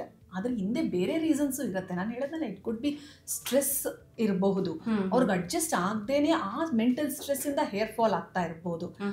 But telogen ಎಫ್ಲೂಯಮ್ ಆ ಹೇರ್ಸು ಅಥವಾ ಏನು ಹೇಳ್ತಾರೆ ಆ ಹಾರ್ಡ್ ವಾಟರು ಅಥವಾ ಟೆಂಪ್ರೇಚರಿಂದ ಸಿಗ್ನಿಫಿಕೆಂಟ್ ಆಗಲ್ಲ. ಆಗುತ್ತೆ, ತುಂಬ ಸಿಗ್ನಿಫಿಕೆಂಟ್ ಆಗಿ ಆಗಲ್ಲ. ಇನ್ನೂ ಬ್ರೇಕೇಜ್ ಅಂತ ಹೇಳದ್ನಲ್ಲ, specially not from the root, half ಬ್ರೇಕೇಜ್ಗಳಾಗತ್ತಲ್ಲ, ಅದು possible because of the temperature. ನೀವು ಹೇಳ್ದಂಗೆ ಗೀಸರ್ ವಾಟರ್ ಅದೆಲ್ಲ ಪಾಸಿಬಲ್ ಇದೆ. ಇನ್ನು ಕೆಲವರಿಗೆ ಡ್ಯಾಂಡ್ರಫ್ ಇಂದ ಆಗುತ್ತೆ ಅಂತ ಹೇಳ್ತಾರೆ. ಅಂದ್ರೆ ಒಂದು ಕೂದಲು ಉದುರ್ತಾ ಇದೆ ಅಂದಾಗ ಅಲ್ಲಿ ಏನ್ ಕಾರಣ ಇರ್ಬೋದು ಅನ್ನೋದು ಕಾಮನ್ ಆಗಿ ಎಲ್ಲರೂ ಕೂಡ ನೋಡೋದಾದ್ರೆ ಇದೇ ಇರುತ್ತೆ. ಇದೆಲ್ಲ ತರ ಪೇಷಂಟ್ಸ್ ಬರ್ತಾರೆ. But that is what I am trying to tell. ಇದೆಲ್ಲ ಸಿಗ್ನಿಫಿಕೆಂಟ್ ಹೇರ್ ಫಾಲ್ ಆಗಲ್ಲ. ಒಂದು ಪೊಲ್ಯೂಷನ್ ಇಂದ ಇರ್ಬೋದು, ಡಸ್ಟ್ ಇಂದ ಇರ್ಬೋದು, ಹೇರ್ ವಾಟರ್ ಇಂದ ಇರ್ಬೋದು, ಅಥವಾ ಇವಾಗ ಹೇಳಿದ್ರಲ್ಲ ಡ್ಯಾಂಡ್ರಫ್ ಇಂದ ಇರ್ಬೋದು. ಅದರಿಂದ ಸಿಗ್ನಿಫಿಕೆಂಟ್ ಅಂದ್ರೆ ಏನ್ ಹೇಳಿ, ನಾನು ಹೇಳ್ದಾಗ 200, 300, 400 ಹೇರ್ ಫಾಲ್ ಅಷ್ಟು ಆಗುತ್ತೆ. ಅಂದ್ರೆ ಹೆಚ್ಚು ಕೂದಲು ಉದುರೋದಿಲ್ಲ ಅಂತ. ಬಿಕಾಸ್ ಶಿಫ್ಟ್ ಇರೋದ್ರಿಂದ ಬಾಡಿ ರೆಸ್ಪಾಂಡ್ ಮಾಡೇ ಮಾಡುತ್ತೆ. ಬಾಡಿ ರೆಸ್ಪಾಂಡ್ ಮಾಡುವಾಗ ಅಷ್ಟು ಹೇರ್ ಫಾಲ್ ಸ್ವಲ್ಪ ಜಾಸ್ತಿ ಆಗೇ ಆಗುತ್ತೆ. ನಾನು ಹೇಳ್ತೀನಲ್ಲ, ಅದ್ರ ಜೊತೆ ಬೇರೆ ಕಾರಣಗಳು ಇರುತ್ತೆ. ಕೆಲವರಿಗೆ ನಿದ್ದೆ ಸರಿಯಾಗಿ ಆಗಿರೋದಿಲ್ಲ, ಅದು ಕೂಡ ಕಾರಣ. ಅದು ಸ್ಟ್ರೆಸ್ಗೆ ಬರುತ್ತೆ. ಹೌದು ಹೌದು. So stress it is a signal ತರ ಬಾಡಿಯಲ್ಲಿ. ಅದು ಹೇರ್ ಮೇಲೆ ಡೈರೆಕ್ಟ್ ಆಗಿ, hair and not only hair, skin ಮೇಲೂ ಅಷ್ಟೇ ಎಫೆಕ್ಟ್ ತೋರಿಸುತ್ತೆ. ಬಟ್ ಸ್ಕಿನ್ ಅಲ್ಲಿ ಅಷ್ಟು ಸರಿಯಾಗಿ ಗೊತ್ತಾಗಲ್ಲ. ನಮ್ಮ ಸ್ಪೆಷಲಿ ನಮ್ಮ kind of patients what we get ಅಲ್ಲ, ಅವ್ರು ಅಷ್ಟು ಇದು ಮಾಡಲ್ಲ. ಹೇರ್ ಅಂದ್ರೆ ಬೀಳ್ತಾ ಇರುತ್ತೆ, ಸೊ ಗೊತ್ತಾಗುತ್ತೆ. ಸೊ ಯೂಶಲಿ ಅದು ಸ್ಕಿನ್ ಮೇಲೆ ಕೂಡ ಆಲ್ ಇದೆಲ್ಲ ಫ್ಯಾಕ್ಟರ್ಸ್ ಅದೇ ತರ ಎಫೆಕ್ಟ್ ಆಗುತ್ತೆ. ಓಕೆ, ಈಗ ಕೂದಲು ಉದುರ್ತಾ ಇದೆ ಅಂದಾಗ ತುಂಬಾ ಜನರು ಎಣ್ಣೆ ಹಚ್ಚಕ್ ಶುರು ಮಾಡ್ತಾರೆ. ಇಷ್ಟ ತನಕ ಎಣ್ಣೆ ಹಚ್ಚದಿರೋರು ಕೂದಲು ಉದುರ್ತಾ ಇದೆ ಅಂದಾಗ ಸ್ಪೆಷಲಿ ತೆಂಗಿನ ಎಣ್ಣೆ ಅಥವಾ ಏನಾದ್ರು ಹರ್ಬಲ್ ಯೂಸ್ ಮಾಡಿರುವಂತ ಆಯಿಲ್ ಅನ್ನ ಹಾಕ್ತಾರೆ. ಸೊ ಕೇವಲ ಎಣ್ಣೆಯನ್ನು ತಲೆಗೆ ಹಾಕೋದ್ರಿಂದಾಗಿ ಕೂದಲು ಉದುರೋದು ಕಡಿಮೆ ಆಗುತ್ತಾ? 100% ಇಲ್ಲ, 100% ಇಲ್ಲ. ಯಾಕೆ ಅಂದ್ರೆ ನಾನು ಹೇಳ್ದಂಗೆ ಕೂದಲು ಉದುರೋದಂದ್ರೆ ಏನು, ಟೀಲೋಜನ್ ಫೇಸಿಗೆ ಬಂದ ಬಾಡಿ ಒಳಗಡೆಯಿಂದ ಚೇಂಜಸ್ ಆಗಿರೋದು. ಸೊ ಅದಕ್ಕೆ ಆಲ್ರೆಡಿ ರೀಸನ್ ಇದೆ. ನೀವು ಹೊರಗಡೆ ಏನು ಮಾಡಿದ್ರು, ಸ್ಪೆಷಲಿ ಆಯಿಲಿಂಗ್ ಅನ್ನೋದು ನಮ್ಮದು ಸಂಪ್ರದಾಯದಲ್ಲಿ ಇರೋವಂಥದ್ದು. ಸೊ ಆಯಿಲಿಂಗ್ ಬೇರೆ ಎಲ್ಲಿ ಯಾವುದೇ ಕಂಟ್ರಿಯಲ್ಲೂ ಕೂಡ ಮಾಡೋದಿಲ್ಲ ಆಯಿಲಿಂಗ್. ಬಟ್ ನಮ್ಗೆ ಏನು ಹೇಳ್ತಾರೆ ಒಂದು ಅಂದರೆ, ನಮ್ಮದು ಆಯಿಲಿಂಗಿಂದಾನೇ ನಮ್ಮ ಯೂಶ್ವಲಿ ಸೌತ್ ಇಂಡಿಯನ್ಸ್ಗೆಲ್ಲ ಹೇರ್ಸ್ ತುಂಬ ಚೆನ್ನಾಗಿರುತ್ತೆ ಅಂತ. ಅದೆಲ್ಲ the reason is genetics. Genetically ನಮ್ಮದು ಹೇರ್ಸ್ ಕ್ವಾಲಿಟಿ ಆಗಿರ್ಬೋದು, ಥಿಕ್ನೆಸ್ ಆಗಿರ್ಬೋದು, ಕಲರ್ ಆಗಿರ್ಬೋದು, ಜೆನೆಟಿಕಲಿ ಮೀಡಿಯೇಟೆಡ್. ಅದು oil has no role in it. Definitely ಯಾವುದೇ ರೋಲ್ ಇಲ್ಲ. ಗ್ರೋತಲ್ಲಂತೂ ಡೆಫಿನೆಟ್ಲಿ ರೋಲ್ ಇಲ್ಲ. ಸೊ ಹಾಗಾದರೆ ತೆಂಗಿನ ಎಣ್ಣೆನೇ ಬಳಸಬೇಕು ಅಥವಾ ಬೇರೆ ಎಣ್ಣೆನೇ ಬಳಸಬೇಕು, ಅದಕ್ಕೆ ಬೇರೆ ಏನಾದರೂ ಎಲೆಗಳನ್ನು ಹಾಕಿ ಕುದಿಸಿ ಮಾಡಿದ್ರೆ ಏನು ಎಫೆಕ್ಟ್ ಆಗೋದಿಲ್ಲ? No, it doesn't definitely have any role. 100% ಯಾವುದೇ ರೋಲ್ ಇಲ್ಲ ಆಯಿಲಿಂಗ್ಗೆ. ಡಾಕ್ಟರ್, ಇನ್ನು ಆಯಿಲ್ ವಿಷಯದಲ್ಲಿ ಬಂದಾಗ ಕೆಲವರು ರಾತ್ರಿ ಎಣ್ಣೆ ಹಾಕಿ ಬೆಳಗ್ಗೆ ತಲೆ ಸ್ನಾನ ಮಾಡ್ತಾರೆ, ಇನ್ನು ಕೆಲವರು 1 hour ಬಿಟ್ಟು ಸ್ನಾನ ಮಾಡ್ತಾರೆ. ಸೊ ನಿಜವಾಗಿ ಎಣ್ಣೆ ಹಾಕಿ ಎಷ್ಟು ಗಂಟೆ ಆದಮೇಲೆ ಸ್ನಾನ ಮಾಡಬೇಕು ಅಂತ? Okay, ideally 1 hour, 2 hour, 3 hour is also okay. Overnight oiling one ಎಕ್ಸ್ಟೆಂಟ್ಗೆ ಓಕೆ. ನಾವು ಆಯಿಲಿಂಗ್ ಅಂತ ಬಂದಾಗ ಅಲ್ಲಿ ಇನ್ನೊಂದು ಫ್ಯಾಕ್ಟರ್ ನಾವು will take into consideration. ಏನಂದರೆ, ಆಯಿಲ್ ಸ್ಕಿನ್ ಮೇಲೆ ಬಂದರೆ ಪಿಂಪಲ್ ಅಥವಾ ಬ್ರೇಕ್ಔಟ್ ಆಗುತ್ತೆ. ಸೊ ಅಷ್ಟೇ ಅಲ್ಲ, ನೀವು ಆಯಿಲ್ ಹಾಕ್ಕೊಂಡು 2 ದಿನ ಸ್ಪೆಷಲಿ ಬ್ಯಾಂಗ್ಳೂರ್ ಟ್ರಾಫಿಕಲ್ಲಿ ಓಡಾಡಿದ್ರೆ it will attract all the dust ಮಾಡಿ ಡ್ಯಾಂಡ್ರಫ್ ಸ್ಟಾರ್ಟ್ ಆಗುತ್ತೆ. ಅದು ಬಿಟ್ಟರೆ ಆಯಿಲಿಂಗಿಂದ ಬೇರೆ ಏನೂ ಯೂಸ್ ಇಲ್ಲ. ಸೊ ಏನಕ್ಕೆ ಅಂದರೆ, ಒಂದು ಆಯಿಲಿಂಗ್ ಜೊತೆ ಒಂದು ಮಸಾಜ್ ಥರ ಮಾಡಿದಾಗ ಸರ್ಕ್ಯುಲೇಷನ್ ಇಂಪ್ರೂವ್ ಆಗುತ್ತೆ. ಅಥವಾ ಡೆಡ್ ಸೆಲ್ಸ್ ಸ್ಕ್ಯಾಲ್ಪಲ್ಲಿ ಇರೋದು, ಸಮಥಿಂಗ್ ಲೈಕ್ ಇವಾಗ ಸ್ಕಿನ್ಗೆ ಸ್ಕ್ರಬ್ಬಿಂಗ್ ಮಾಡ್ತೀವಲ್ಲ, ಆ ಥರ ಆಯಿಲ್ ಮಸಾಜ್ ಸ್ವಲ್ಪ ಒಂದು 10-15 minutes, ಜಾಸ್ತಿ ಅಲ್ಲ, ಓವರ್ ಡೂ ಮಾಡಿದ್ರೆ ಕೂದಲು ಟ್ರಾಕ್ಷನ್ ಅಲೋಪೇಷನ್, ಕೂದಲು ಉದುರುವಂತ ಸಾಧ್ಯತೆ ಇರುತ್ತೆ. So mild oil with this one circulation improve ಮಾಡುತ್ತೆ. ಮತ್ತೆ ಕಂಡೀಷನರ್ ಆಗಿ ಕೂಡ ಅದು ಹೆಲ್ಪ್ ಮಾಡುತ್ತೆ oil, because of the oily nature of it. So ಅದು ಒಂದು ಹೆಲ್ಪ್ ಆಗುತ್ತೆ. ಸೊ ಯೂಶ್ವಲಿ ನಾವು ಪೇಷಂಟ್ಸ್ಗೆ ಹೇಳೋದು 2 hours ಮುಂಚೆ ಆಯಿಲಿಂಗ್ ಮಾಡಿ, ದಟ್ ಇಸ್ ಎನಫ್ ಅಂತ. ಏನಕ್ಕೆ ಅಂದರೆ, ಅಗೇನ್ ಡಸ್ಟ್ ಅಟ್ರಾಕ್ಟ್ ಮಾಡಲ್ಲ ಆಯಿಲಿಂಗಿಂದ, ಮತ್ತು ಇನ್ನೊಂದೇನಾದರೂ ಪಿಂಪಲ್ ಆಗಲ್ಲ ಸ್ಕಿನ್ ಮೇಲೆ, ಲೈಕ್ ಆಯಿಲಿ ಸ್ಕಿನ್ನಿಂದ ಬ್ರೇಕ್ಔಟ್ ಆಗಲ್ಲ. ಓಕೆ, ಇನ್ನು ಕೆಲವರು ಹೇರ್ ಫಾಲ್ ಆಗ್ತಾ ಇದೆ ಅಂತ ಶಾಂಪೂನ ಚೇಂಜ್ ಮಾಡ್ತಾನೆ ಇರ್ತಾರೆ. ಇದು ನಿಜವಾಗಿ ವರ್ಕ್ ಆಗುತ್ತಾ ಅಂತ? 100% ಇಲ್ಲ. ಯಾಕೆಂದರೆ ನಾನು ಹೇಳಿದ್ದೀನಿ, ಸೈಂಟಿಫಿಕಲಿ ಹೇರ್ ಫಾಲ್ಗೆ ಕಾರಣ ಇದೆ, ಹೌದು, ಫ್ರಮ್ ವಿತಿನ್ ಇನ್ಸೈಡ್. ಸೊ ಅದೊಂದೇ ಕಾರಣ. ಬಟ್ ದೇರ್ ಆರ್ ಸ್ವಲ್ಪ ಪೆಪ್ಟೈಡ್ ಶಾಂಪೂಸ್ ಅಂತ ಬಂದಿದೆ, ಅದು ಡೆಫಿನೆಟ್ಲಿ ಹೆಲ್ಪ್ ಮಾಡುತ್ತೆ. ಇವಾಗ ನಾವು ಟ್ರೀಟ್ಮೆಂಟ್ ಸ್ಟಾರ್ಟ್ ಮಾಡಿದಾಗ ಪೆಪ್ಟೈಡ್ ಶಾಂಪೂಸ್ ಕೊಡ್ತೀವಿ, ಪೆಪ್ಟೈಡ್ ಸೀರಮ್ಸ್ ಅಂತ ಕೊಡ್ತೀವಿ, ಆಯಿತಾ. ಅದು ಸ್ವಲ್ಪ ಸ್ಟ್ರೆಂತ್ ಕೊಡುತ್ತೆ ಫಾಲಿಕಲ್ಸ್ಗೆ.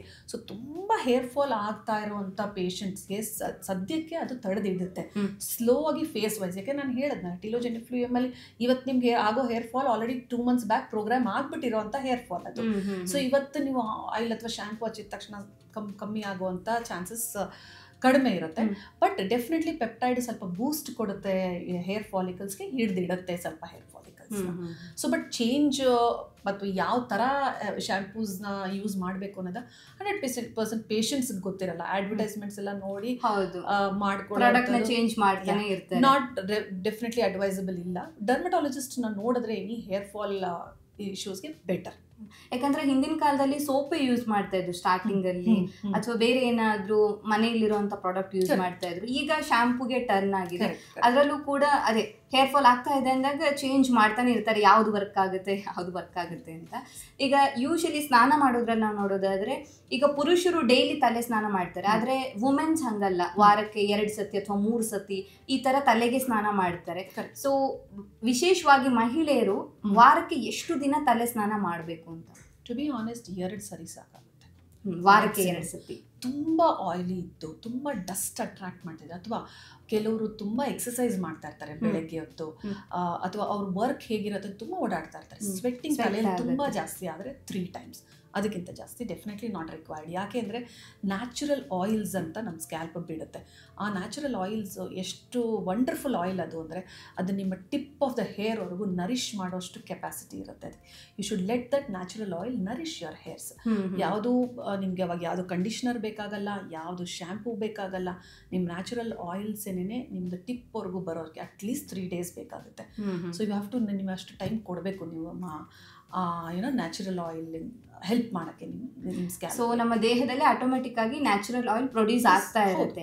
ಇನ್ ಕೇಸ್ ನಾವೇನಾದ್ರೂ ಹೆಚ್ಚು ಸ್ನಾನ ಮಾಡಿದ್ವಿ ಅಂತ ಹೇಳಿದಾಗ ಅದು ಹೋಗುವಂತ ಚಾನ್ಸಸ್ ರಿಪ್ ಆಗುತ್ತೆ ಅಲ್ಲ, ಅದು ಕಡಿಮೆ ಆಗ್ತಾ ಬರುತ್ತೆ. ಮತ್ತೆ ಇನ್ನೊಂದೇನಂದ್ರೆ ಮೋಸ್ಟ್ ಆಫ್ ದ ಟೈಮ್ ಏನಕ್ಕೆ ಸ್ನಾನ ಜಾಸ್ತಿ ಮಾಡ್ತಾರೆ ಅಂದರೆ most of the time oily ಆಗುತ್ತೆ ಸ್ಕ್ಯಾಲ್ಪ್ ಅಂತ. ಯಾಕೆಂದರೆ ಅದು ನ್ಯಾಚುರಲ್ ಮೆಕ್ಯಾನಿಸಮ್. ನೀವು ಸ್ಲೋ ಆಗಿ ನಿಮ್ಮ ಸ್ಕ್ಯಾಲ್ಪ್ನ ಟ್ರೈನ್ ಮಾಡಿದ್ರೆ ವೀಕ್ಲಿ 2 ಸಾಕು ಅಂತ over a period of time ನಿಮ್ಗೆ ಎಷ್ಟು ಆಯಿಲ್ ಬೇಕೋ ಅಷ್ಟೇ ಪ್ರೊಡ್ಯೂಸ್ ಮಾಡುತ್ತೆ.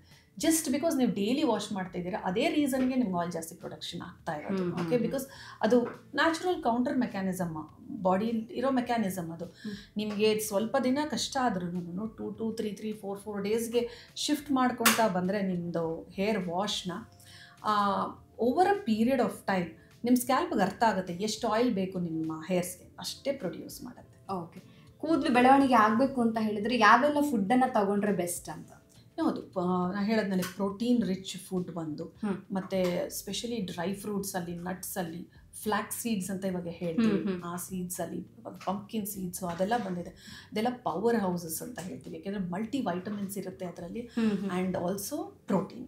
ಸೊ 2 ಮಲ್ಟಿ ವೈಟಮಿನ್ಸು ಬೇಕು ಮತ್ತು ಪ್ರೋಟೀನ್. ಪ್ರೋಟೀನ್ ಅಂದರೆ ಯಾವೆಲ್ಲ ಫುಡ್ ನೀವು ಸಜೆಸ್ಟ್ ಮಾಡ್ಬೋದು? ಎನಿ ಪ್ರೋಟೀನ್ ಅಂದರೆ ಲೈಕ್ ನಾನ್ ವೆಜಿಟೇರಿಯನ್ಸ್ ಆದರೆ mainly egg whites, chicken, any of the meet product use ಮಾಡ್ಬೋದು. ವೆಜಿಟೇರಿಯನ್ಸ್ ಆಗಿದ್ರೆ ಅಗೇನ್ ಪನ್ನೀರ್ ಆ್ಯಂಡ್ ಕಾಳುಗಳು ಆ್ಯಂಡ್ ಮತ್ತು ನಟ್ಸ್, ಮೇನ್ಲಿ ನಟ್ಸ್ ಅಂತ ಹೇಳಿದ್ರೆ ಬಾದಾಮ್, ಪಿಸ್ತಾ, ಇದೆಲ್ಲ ಡೆಫಿನೆಟ್ಲಿ ಡೇಟ್ಸ್, ಇದೆಲ್ಲ ಹೆಲ್ಪ್ ಮಾಡಿ. ಓಕೆ, ಸೊ ಡ್ರೈ ಫ್ರೂಟ್ಸ್ ಅಥವಾ ನಟ್ಸನ್ನು ಯೂಸ್ ಮಾಡೋದು ಬೆಸ್ಟ್. ಅದ್ರ ಜೊತೆ ಇವಾಗ ನಾನು ಹೇಳೋದಲ್ಲ ಪವರ್ ಹೌಸಸ್ ಆಫ್ ಸೀಡ್ಸ್ ಬಂದಿದೆ, ಅದೆಲ್ಲ ಮಲ್ಟಿ ವೈಟಮಿನ್ಸ್ ಇಂದ ಪ್ಯಾಕ್ ಆಗಿರುತ್ತೆ. Like specially sunflower oil seeds ಇರ್ಬೋದು, ಪಂಪ್ಕಿನ್ ಸೀಡ್ಸ್ ಅಂತ ಬಂದಿದೆ, ಫ್ಲ್ಯಾಕ್ಸ್ ಸೀಡ್ಸ್, ಅದು ತುಂಬ ಹೆಲ್ಪ್ಫುಲ್ಲು.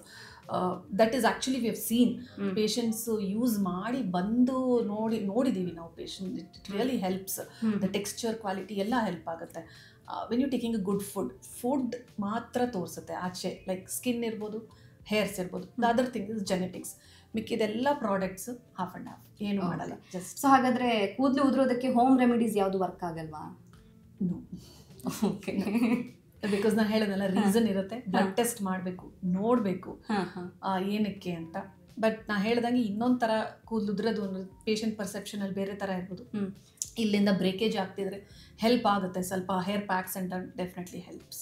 ಓಕೆ, ಇನ್ನು ಪುರುಷರಲ್ಲಿ ನಾವು ನೋಡೋದಾದರೆ ಅವರಿಗೆ ಮಧ್ಯದಲ್ಲಿ ಕೂದಲಿರೋದಿಲ್ಲ ಅಥವಾ ಬೋಳು ತಲೆ, ಬೊಕ್ಕ ತಲೆ ಅಂತ ಏನು ಹೇಳ್ತೀವಿ, ಆ ಥರ ಆಗುತ್ತೆ. ಸೊ ಅದಕ್ಕೆ ಕಾರಣ ಏನು? ಜೆನೆಟಿಕ್ ಫ್ಯಾಕ್ಟರೇ ಮ್ಯಾಟರ್ ಆಗುತ್ತಾ ಅದು? ಹೌದು, ನಾನು ಹೇಳೋದ್ನಲ್ಲ, ಅದು ಮೇನ್ಲಿ ಏನಂದರೆ ಆಂಡ್ರೋಜೆನಿಕ್ ಅಲೋಪೇಶಿಯಾ ಅಂತ ಹೇಳ್ತೀವಿ. ಈಗಂತೂ ಮುಂಚೆ ಆಂಡ್ರೋಜೆನಿಕ್ ಅಲೋಪೇಶಿಯಾ ಸ್ಟಾರ್ಟಿಂಗ್ ಏಜ್ 40 ಇತ್ತು, ಇವಾಗ 20 ಇಯರ್ಸ್ಗೆ ಆಂಡ್ರೋಜೆನಿಕ್ ಅಲೋಪೇಶಿಯಾ. ಸೊ ಸ್ಟಾರ್ಟಿಂಗ್ ಏನಾಗುತ್ತೆ ಆಂಡ್ರೋಜೆನಿಕ್ ಅಲೋಪೇಶಿಯಲ್ಲಿ, ಇಲ್ಲಿ 2 ಸೈಡ್ಸಲ್ಲಿ ರಿಸಿಷನ್ ಅಂತ ಹೇಳ್ತೀವಿ, ಅಂದರೆ ಹೇರ್ ಲೈನ್ ನೋಡಿ, ಇದು ನಮ್ಮದು ಹೇರ್ ಲೈನ್, ಅದು ಹಿಂದೆ ಹೋಗುತ್ತೆ. ಸೊ ಅದು ಫಸ್ಟ್ ಸೈನ್. ಆಮೇಲೆ ಕ್ರೌನ್, ಮೇನ್ಲಿ ಇಲ್ಲಿ ಈ ಜಾಗದಲ್ಲಿ ಹೇರ್ಸು ಥಿನ್ ಆಗ್ತಾ ಹೋಗುತ್ತೆ, ಅದು first sign of androgenic alopecia. And ಇದು ಜೆನೆಟಿಕಲಿ ಮೀಡಿಯೇಟೆಡ್. ಅದನ್ನು ನಾವು ಸ್ಟಾಪ್ ಮಾಡೋಕ್ಕಾಗಲ್ಲ, ಬಟ್ ಟ್ರೀಟ್ ಮಾಡ್ಬೋದು ಅದನ್ನು. ಇದು ವೇರಿಯಸ್ ಟ್ರೀಟ್ಮೆಂಟ್ಸ್, ಇವಾಗ ಲಾಟ್ ಆಫ್ PRP ಅಂತ ಹೇಳ್ತೀವಿ, ಇಂಜೆಕ್ಷನ್ಸ್ ಬಂದಿದೆ, ಅಥವಾ protein injections for the scalp ಬಂದಿದೆ, ಅದಿರ್ಬೋದು, ಅಥವಾ ಮಿನಾಕ್ಸಿಡಲ್ ಥರ ಸೀರಮ್ಗಳು ಕೊಡ್ತೀವಿ, ಅದು ಲಾಸ್ಟಲ್ಲಿ hair transplant. So this is the only treatment ನಮ್ಮ ಆಂಡ್ರೋಜೆನಿಕ್ ಅಲೋಪೇಶಿಯಾಗೆ.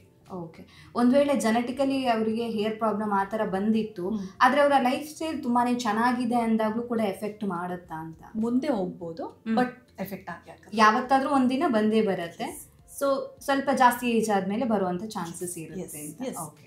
ಸೊ ಟ್ರೀಟ್ಮೆಂಟ್ ಯಾವ ರೀತಿ ಆಗಿರುತ್ತೆ ಡಾಕ್ಟರ್ ಇದಕ್ಕೆ? ಬೇರೆ ಇದರಲ್ಲಿ ಈಗ ನೀವು ಹೇಳಿದ್ರು ಹೋಮ್ ರೆಮಿಡೀಸ್ ಯಾವುದು ವರ್ಕ್ ಆಗಲ್ಲ, ಫುಡ್ ಹೇಳ್ದಂಗೆ ವೈಟಮಿನ್ಸ್ ಬೇಕಾಗುತ್ತೆ, ಪ್ರೋಟೀನ್ಸ್ ಬೇಕಾಗುತ್ತೆ ಅಂತ. ಅದರ್ ದನ್ ಟ್ರೀಟ್ಮೆಂಟ್ ಏನಾದರೂ ಹೇಗಿರುತ್ತೆ ಅಂತ?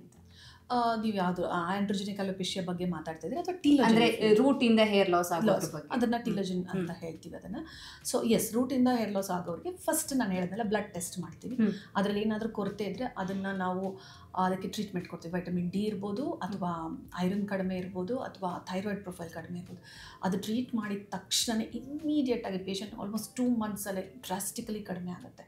ಮತ್ತು ಅದ್ರ ಜೊತೆಲಿ ನಾವು ಅಡ್ಜುವೆಂಟ್ ಟ್ರೀಟ್ಮೆಂಟ್ ಅಂತ ಕೊಡ್ತೀವಿ. ಏನಂದರೆ ಪೆಪ್ಟೈಡ್ ಶ್ಯಾಂಪೂಸ್ ಮತ್ತು ಪೆಪ್ಟೈಡ್ ಸೀರಮ್ಸ್. ಆ ಸೀರಮ್ ನಾನು ಹೇಳಿದ್ಮೇಲೆ it will give strength to the follicles. ಅದು ಸ್ವಲ್ಪ ಸ್ಟ್ರೆಂತ್ ಕೊಟ್ಟು ಹಿಡಿದಿಡುತ್ತೆ. ಸೊ ಇಮಿಡಿಯೇಟಾಗಿ ಪೇಷಂಟ್ಗೂ ಕೂಡ ಸ್ಟ್ರೆಸ್ ಆಗಲ್ಲ, ಇಷ್ಟೊಂದು ಹೇರ್ ಫಾಲ್ ಆಗ್ತಾಯಿದೆ ಅಂತ. ಸೊ ಅದು ಹೆಲ್ಪ್ ಆಗುತ್ತೆ. ಮತ್ತು ಇನ್ನೊಂದಂದರೆ ಮಲ್ಟಿ ವೈಟಮಿನ್ಸ್ ಕೊಡ್ತೀವಿ. ಹೇರ್ ರಿಲೇಟೆಡ್ ಮಲ್ಟಿ ವೈಟಮಿನ್ಸ್ನ ಸಪ್ಲಿಮೆಂಟ್ಸ್ ಆಗಿ ಕೊಡ್ತೀವಿ. ಅದು ಕೂಡ ಹೆಲ್ಪ್ ಆಗುತ್ತೆ. ಡಾಕ್ಟರ್, ಈಗ ಮಹಿಳೆಯರಲ್ಲಿ ಮೆನೋಪಾಸ್ ಆದಮೇಲೆ ಕೂದಲು ಹೆಚ್ಚಾಗಿ ಉದುರುತ್ತಾ ಅಂತ? ಹೌದು, ಮೆನೋಪಾಸ್ ಆಗಿದ ತಕ್ಷಣ ಏನಾಗುತ್ತೆ, ನಾನು ಅದೇ ಸೇಮ್ ಇದು ಬೋತ್ ಈಸ್ಟ್ರೋಜನ್ ಮತ್ತು ಪ್ರೊಜೆಸ್ಟ್ರಾನ್ 2 ಹಾರ್ಮೋನ್ಸ್ ಕಡಿಮೆ ಡಿಪ್ ಆಗುತ್ತೆ.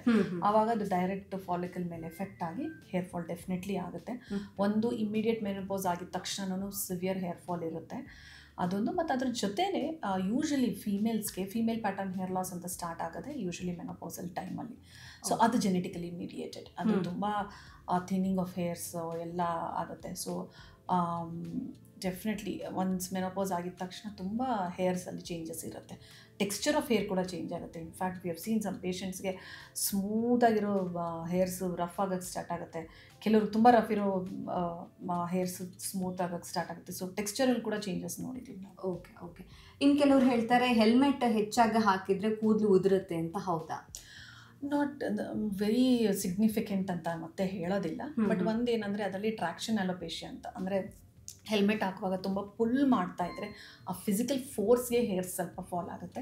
ಮತ್ತು ಅದರಿಂದ ಲೈಕ್ ಒಳಗಡೆ ಡಸ್ಟು ಮತ್ತು ಸ್ವೆಟ್ಟಿಂಗ್ ಎಲ್ಲ ಹೀಟ್ ಇಂದ ಒಂದು ಚೂರು ಮೈಕ್ರೋಬಯಾಲಜಿ ಅಂತ ಹೇಳ್ತೀವಿ, ಅಲ್ಲಿ ಫಾಲಿಕ್ಯುಲರ್ ಮೈಕ್ರೋಬಯಾಲಜಿ ಸ್ವಲ್ಪ ವೇರಿಯೇಷನ್ ಆದಾಗ ಹೇರ್ ಫಾಲ್ ಆಗುತ್ತೆ. ಬಟ್ ಅದು ಮತ್ತೆ ತುಂಬ ಸಿಗ್ನಿಫಿಕೆಂಟ್ ಲೆವೆಲ್, ಅದೇ ಮುಖ್ಯ ಕಾರಣ ಅಂತ 100% ಆ ಮಟ್ಟಕ್ಕೆ ಹೇರ್ ಫಾಲ್ ಆಗಲ್ಲ ಹೆಲ್ಮೆಟಿಂದ.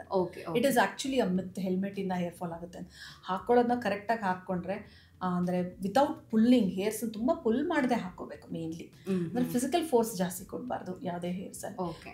Not only helmet, high pony ಹಾಕ್ತಾರೆ ಕೆಲವರು ತುಂಬ ಟೈಟ್ ಆಗಿ, ಈವನ್ ದಟ್ ಸೇಮ್ ಎಫೆಕ್ಟ್ ಇರುತ್ತೆ, ಹೆಲ್ಮೆಟ್ ಅಷ್ಟೇ ಎಫೆಕ್ಟ್ ಆಗುತ್ತೆ. ಅದನ್ನು ಟ್ರಾಕ್ಷನ್ ಅಲೋಪೇಶಿಯಾ ಅಂತ ಕರಿತೀವಿ. ಓಕೆ.